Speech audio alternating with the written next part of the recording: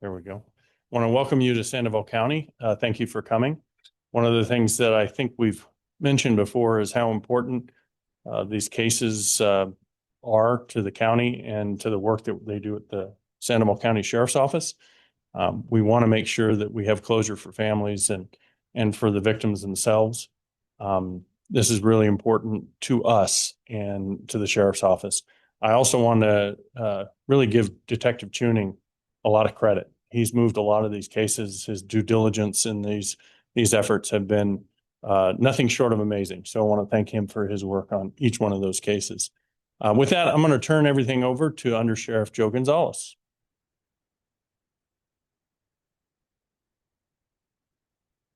Good morning, and thank you for being here. Again, this case, like every other unsolved case, is very important to the Sheriff's Office. And we finally, this has been a long time coming, but we have finally given a little bit of closure to the families, which is very important to us. I'd like to thank several people, one being Detective Chewning for his hard work in this case. The second is Chief Deputy Mills and Adam Crosby, who started this case, worked hard with it, and stayed with that case up until today. He's still involved in that case. So I would like to thank them for their hard, diligent work in this case. I'd like to introduce now Detective Donald Chewning. Thank you, Undersheriff. Thank you, Mr. Johnson. Welcome. On May 19th, 2026, the current property owners at 15 Perdiz Canyon Road in Placitas were conducting excavation and landscaping work when they discovered human skeletal remains about 27 feet from the house. The remains were wrapped in a blanket and a blue tarp. Sandoval County Sheriff's Office detectives, in coordination with New Mexico Office of the Medical Investigator, OMI, responded to the scene and conducted a forensic excavation of the remains. Family genetic genealogy analysis was performed and confirmed these remains were of missing person Ann Lombard Taylor, who was reported missing from that resident May 1st, 1996. This missing person case remained open for 30 years, and the Sandoval County Sheriff's Office actively pursued leads as they were presented. When the missing person case was filed, Miss Taylor's husband, James Anthony Taylor, reported that the couple had an altercation and that she fled the premises, leaving behind their 4 small children. Ann and James had a documented history of domestic violence incidents occurring in Texas, and I'm just going to give you a brief timeline. On May 1st, 1996, missing person report was filed, Ann Lombard Taylor, and soon after that report, Mr. Taylor and his 4 children moved to Iowa. 1998, Mr. Taylor remarried in Iowa. In 2002, during a domestic violence incident between Mr. Taylor and his new wife, it was reported that he threatened to kill her like Ann, and no one would ever find her body. In 2009, Sandoval County Sheriff's Office Detective Adam Crosby, who's here with us today, interviewed Mr. Taylor in Iowa. He initially led investigators to believe that he would assist in recovering Ann's remains, but later obtained legal counsel and ended his cooperation. Taylor's wife corroborated key information regarding threats James allegedly made to her, including statements about killing Ann and burying her body. The Sandoval County Sheriff's Office then executed property searches in Placitas. One of the areas surrounding the septic tank, and the other was the septic tank's contents. No evidence was found. Cadaver dog searches also yielded negative results. In February 2010, James Taylor was incarcerated in Des Moines, Iowa, following a 4-hour standoff with local law enforcement. James was arrested for threatening his wife with a shotgun and pouring 10 gallons of gasoline throughout her house. This was in response to Ms. Taylor seeking a divorce. In the fall of 2010, one of Ann Taylor's adult children contacted the Sandoval County detectives to share that James Taylor told them during a family meeting that Ann hung herself in the shed and buried her in in an orchard on the property, the Placitas property. Sandoval County Sheriff's Office obtained a search warrant for the property and excavated the orchard area with negative results. In 2011, the Sandoval County District Attorney declined to issue an arrest warrant for James Anthony Taylor, although investigators identified James Taylor as the sole suspect. Ann's remains had not yet been recovered, and there was insufficient physical evidence to proceed with charges. In 2019, James Anthony Taylor died from a cardiovascular event in Iowa. The circumstances surrounding Ann Lombard's disappearance are consistent with her having died during a domestic violence assault with her husband, James Taylor. James was the sole suspect in Ann's disappearance and is more than likely responsible for her death. Although nothing can undo Ann's loss, the recovery and identification of Ann's remains provide long-awaited answers to allow her family to begin the healing process for more than 3 decades of searching, waiting, and wondering. This case also serves as a sobering reminder of the devastating impact of domestic violence on victims, children, and entire families. It underscores the importance of recognizing warning signs, supporting those at risk, and encouraging individuals to seek help when this violence or abuse occurs. I'd like to recognize Tyler Anderson, Ann Lombard's son, and former Sandoval County Sheriff's Office Detective Adam Crosby, who aggressively investigated this case, that both are in attendance today. Mr. Anderson will be available for questions via Zoom after we conclude. Mr. Crosby, can you join me, please? So at this time, I'd like to open the floor for any questions. Yes.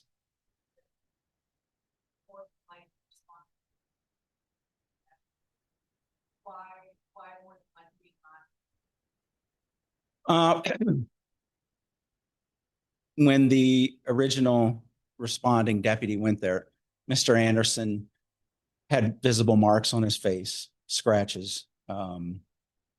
He advised that she just left. He had, over the years, he had several stories that he made up to tell his family and law enforcement that she left with another guy. And then he said that she was buried in different locations. So given the totality of the circumstances of the case and the fact that he was uncooperative and has a history of domestic violence, even with his second wife, just everything points to that circumstantial. It's just that when Detective Crosby here tried to file the charges, Ann hadn't been recovered yet. So it would be a nobody case, and the DA decided not to move forward with that.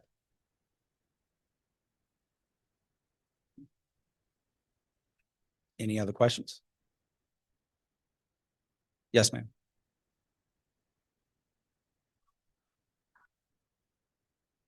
You want to answer that? Yes, it's very unfortunate. I think the family definitely deserved to have that closure and to have Mr. James Taylor be adjudicated. It really is unfortunate, and I'm just glad that we actually were able to find her eventually and that the family can move on.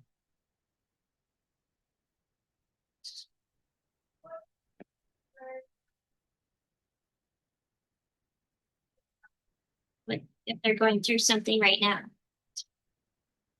Back in 1996, there weren't a lot of resources available for victims of domestic violence. I think nowadays, including Sandoval County Sheriff's Office, there are a ton of resources available to help people that are struggling with domestic violence, not just from the county, but also from Bernalillo County as well. So there's a ton of resources around for people to actually seek help if they.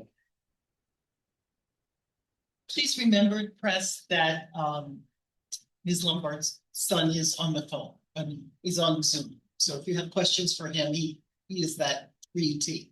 Okay. Will his camera pop up at all, or? I don't know. That's it. We can ask him to do that. Okay. Because I have a question or two. Okay.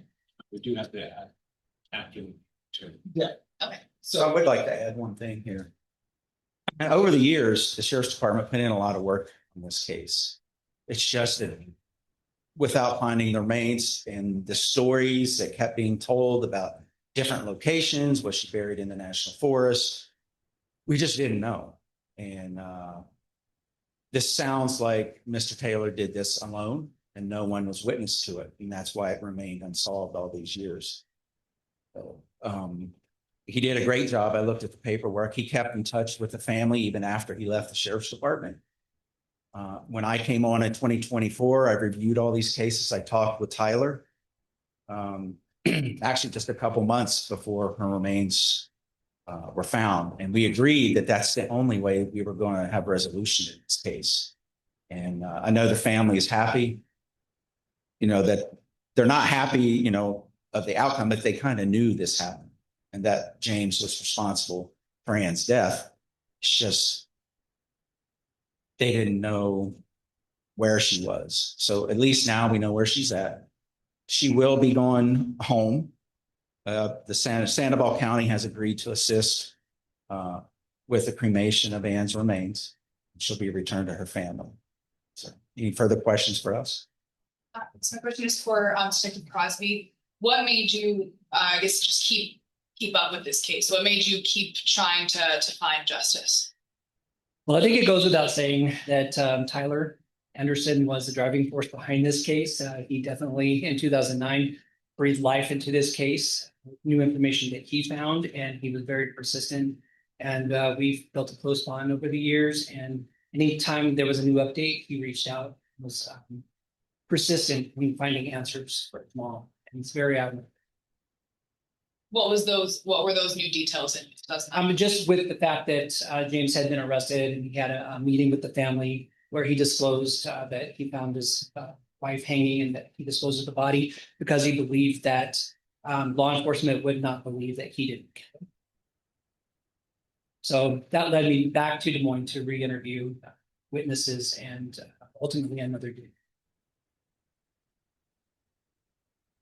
So the multiple areas that you guys did search, how far away was she actually found? If that makes sense, like mileage wise. It wasn't miles. It was probably maybe 75 feet. 27 feet. But from the shed, it was a little bit further from where the initial dig was. Detective Crosby, can you just give kind of a brief timeline of your time with the sheriff's? Like, where were you in '86? How long have you been gone now? Stuff like that. 2009 was when the case was assigned to me as a lead detective. In 2010, we reopened it with the new information. At that time, I actually was back on patrol and then was kind of reinserted back into investigations to follow up with the new leads. I left in 2011 and pursued a nursing career. That's what I'm currently doing now. So that's kind of my timeline.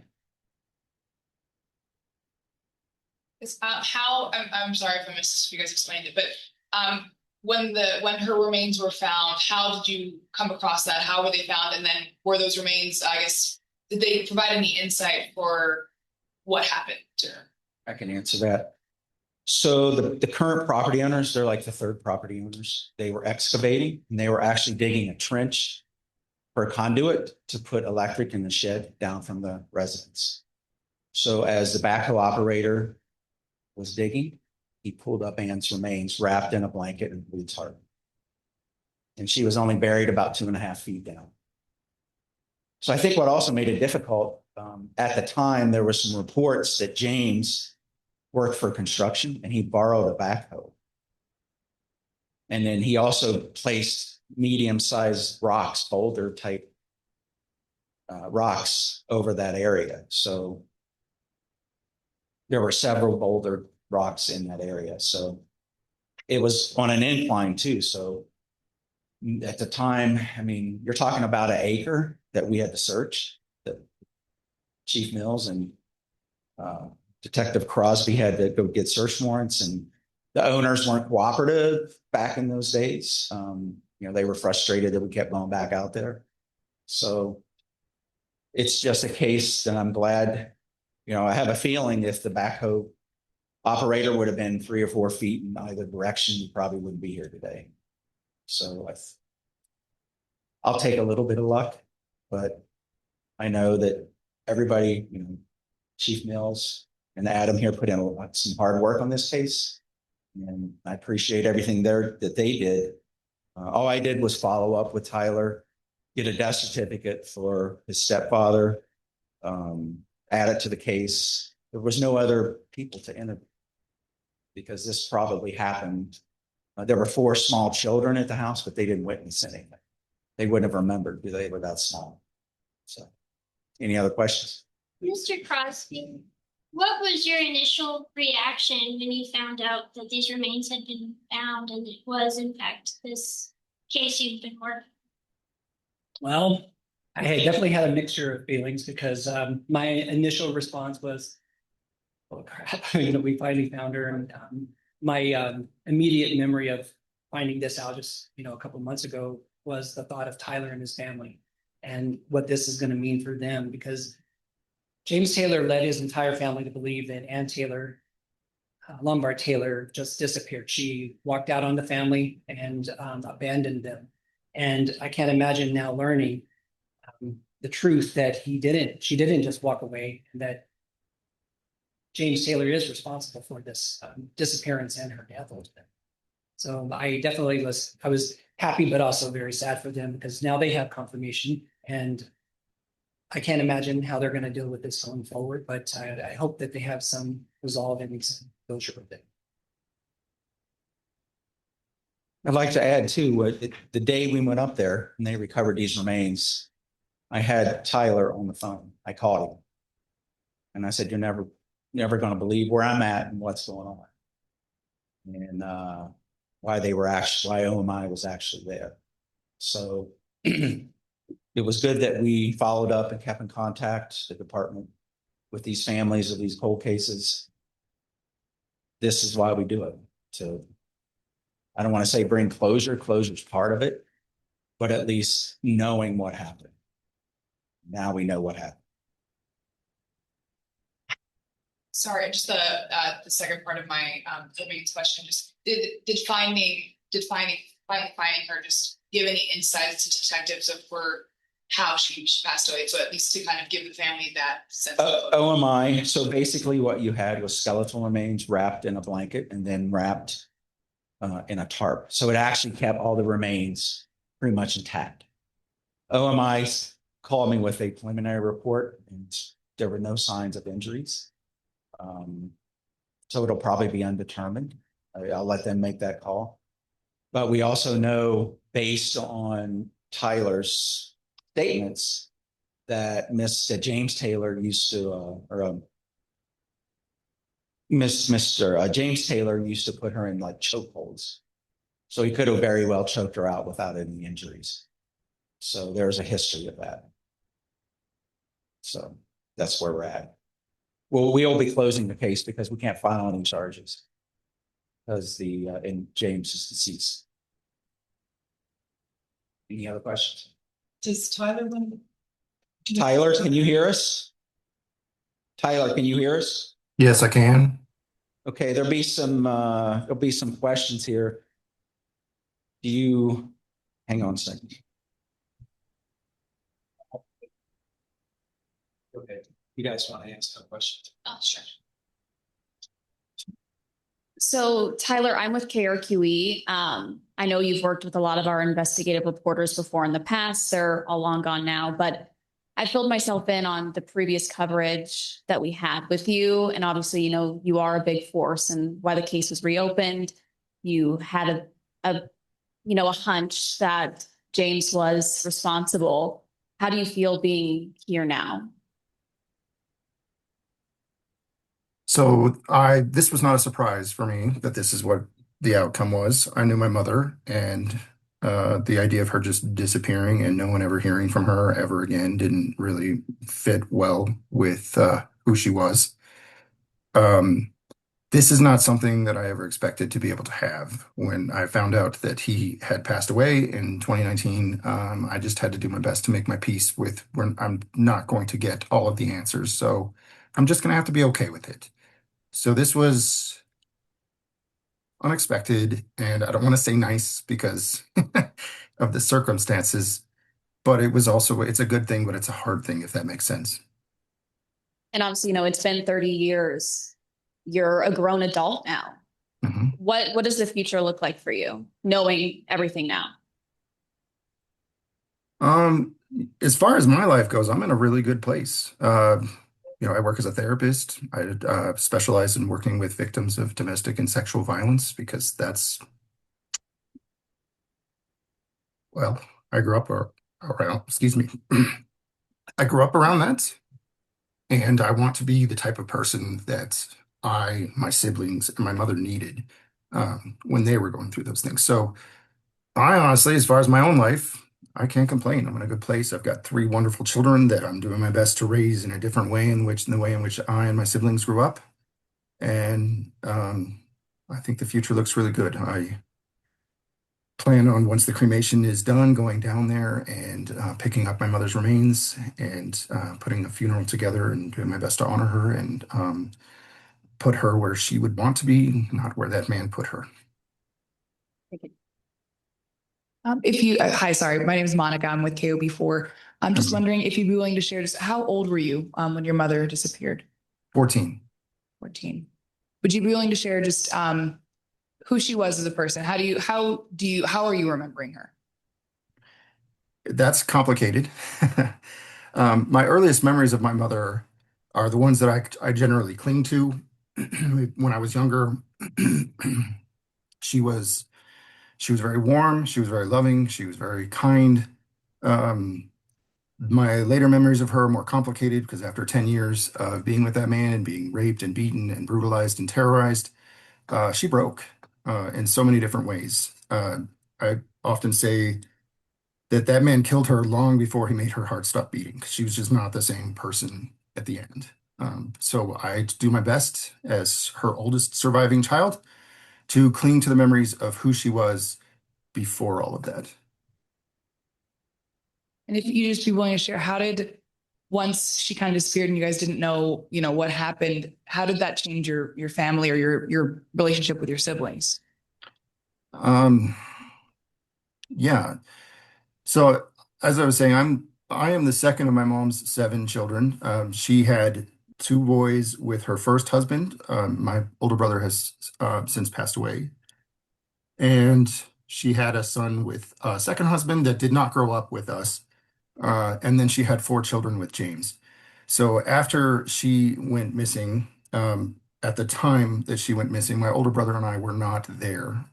We had just recently moved there to Placitas. And my mother had sent my older brother and I back to Austin, Texas, which is where we had come from, to finish out the school year. And I think we were gone for maybe 2 weeks when she disappeared.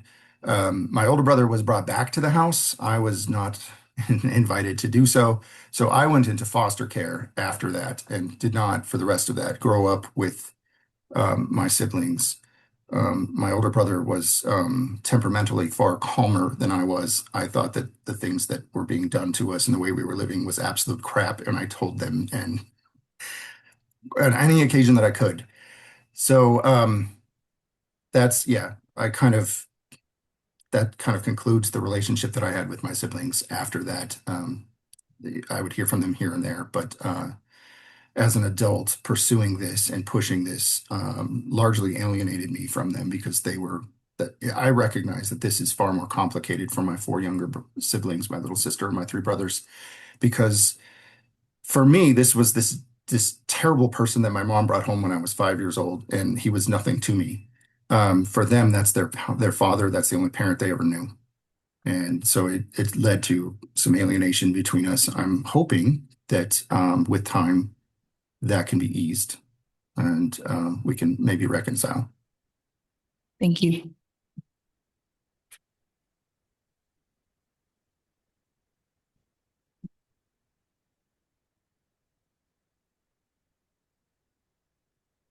Any other questions? Okay, thank you for.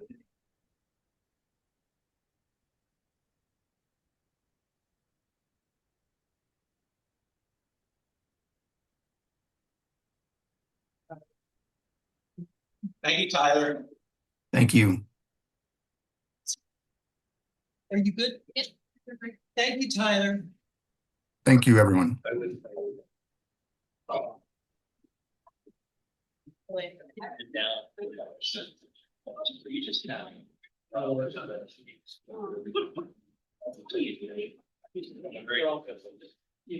Very. And also, so because of the, I see